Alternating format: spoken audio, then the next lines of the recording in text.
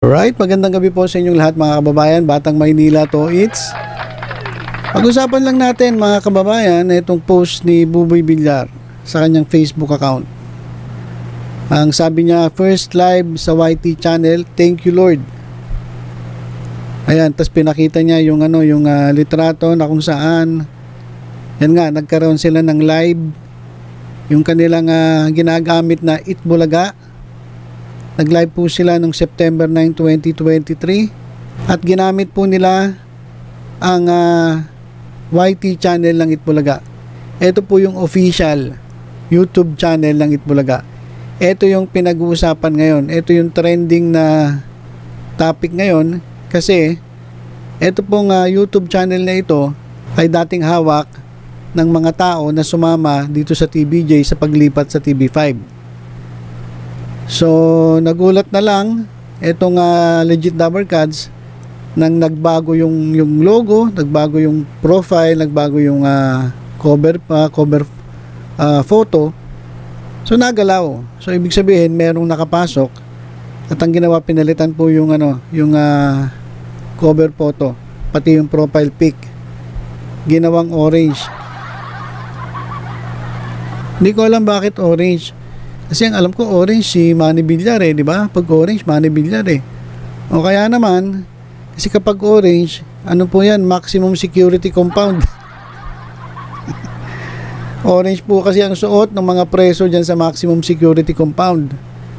Ay, hindi ko alam kung bakit orange yung napili nila. Ang dami namang kulay. Bakit orange ang napili nilang basta pinaka kulay dyan sa kanilang profile, pati dun sa cover photo. Tinagdagan lang nila ng tahanang pinakamasaya, tapos inilagay din nila yung tape incorporated dun sa cover photo. Pero hindi talaga ako matahimik. Bakit orange yung gusto nila? Siguro feeling nila preso sila. Feeling nila preso sila, hindi sila makakilos ng maayos, hindi nila magawa yung gusto nila. So, feeling preso. Kaya, orange. Hindi naman Manny Villar kasi hindi naman sila, hindi, pwede pala. Lumapit nga pala itong si Halusos, si Bullet.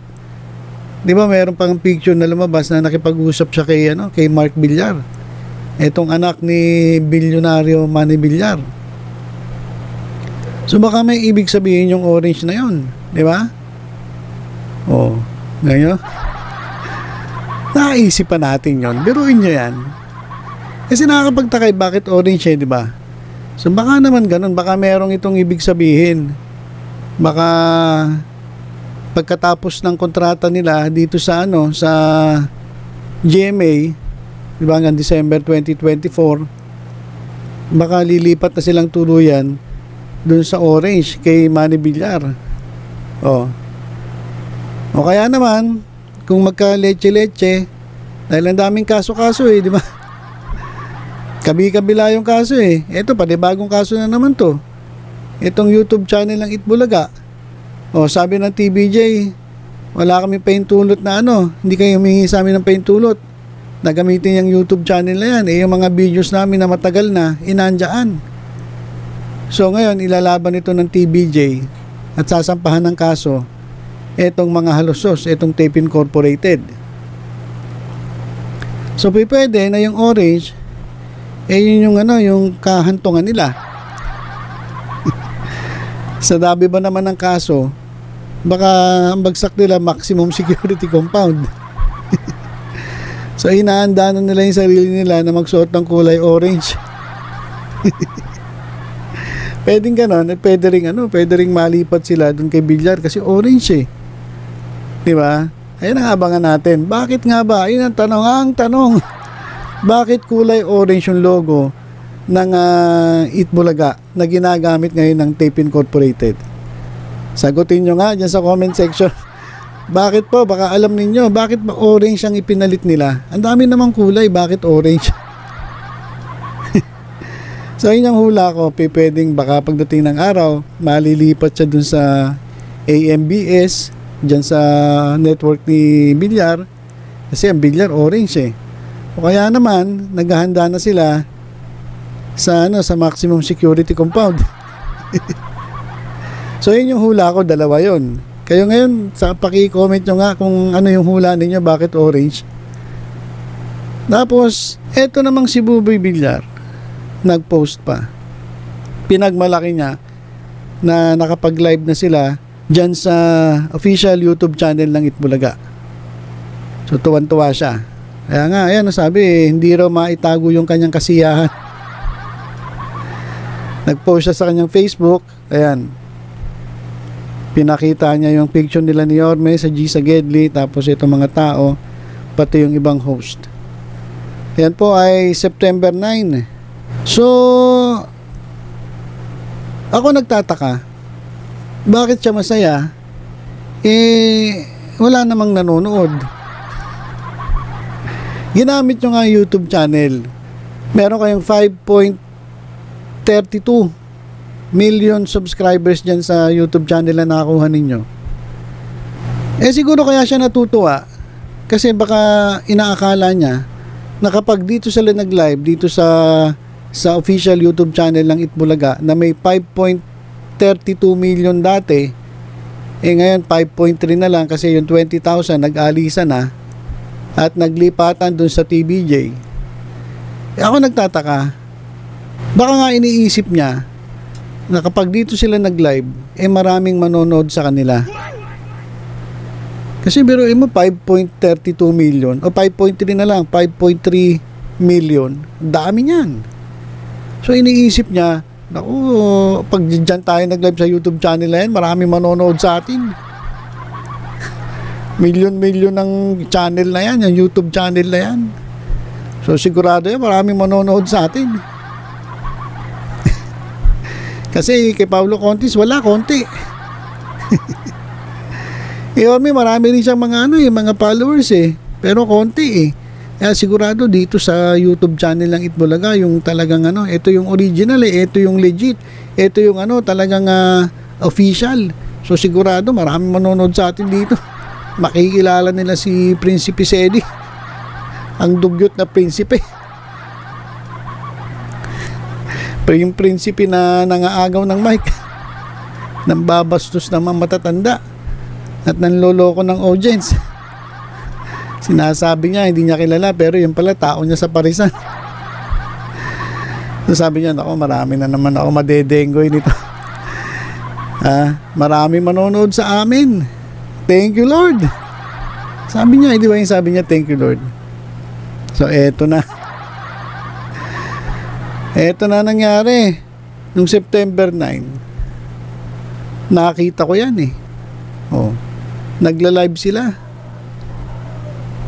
Hindi ata umabot ng yung nanonood. Siguro ina-expect nila 2 milyon. Kahit 1 milyon lang manood sa atin, okay na. Kaso nangyari, ang nanood, imbis na 2M, ay 2K. Pero yung ina-expect siguro ni Buboy Villar, kaya siya tuwan-tuwa. Baka kasi kala niya marami manonood, 2M pwede na, 1M pwede na. Yung nanood 2K. So September 9 ito. Kaya siguro nung pagkatapos ng araw na to, hindi na siya nag-post. Hindi na siya nag-post kasi di ba pwede naman siya mag-post. Sabi niya kasi unang first live sa YT channel. Dapat nag-post uli siya kanina, second live sa YT channel. Tapos thank you, Lord. Hindi na siya nag-post. Kasi ba't nga siya magpo-post? Sasabihin na naman ng mga nagre-report, sabihin, na naman, hindi na naman maitago ni Buboy Villar yung kanyang kasiyahan. Kaya nag-post na naman siya doon sa kanyang Facebook at sabi niya, second live sa YT channel, thank you, Lord.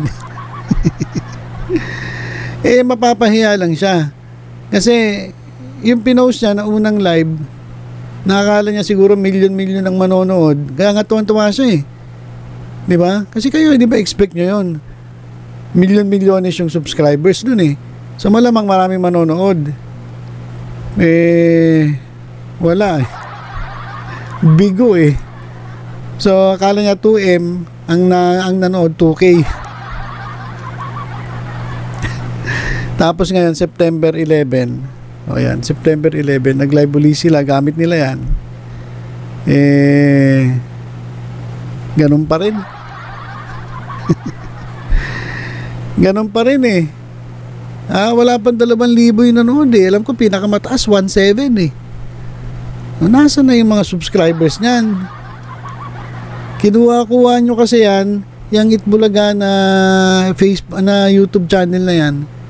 Kinuha-kuha nyo. Ngayon, tingnan nyo nangyayari. Wala. Kaya ako natutuwa talaga ako dito kay Buboy Villar. Ang babaw ng kaligayahan nito. Pero matuwan-tuwa siya. Nakapag-live sila. Tapos wala pala manonood. So ayan lang mga kababayan. Ako natuwa lang naman ako na i-share ko sa inyo itong si Buboy Villar na tuwan-tuwa nga daw dito sa pagkakakuha nila ng official YouTube channel ng Itbulaga at napunta sa control ng tape. Samat ka matutuwa. Idagdag demanda nga yan. Sumisip-sip lang to kay Buboy Villar. Kunyari masaya siya para doon sa kanya mga boss. Siyempre ganyan lang yan. Ano lang yan style, para-paraan, para mapansin, mali mo mabigyan ng bonus. So ayun lang po mga kababayan. May tanong pala ako sa inyo nakapag-unsubscribe na ba lahat? So yun lang po mga kababayan, ingat po tayong lahat. God bless.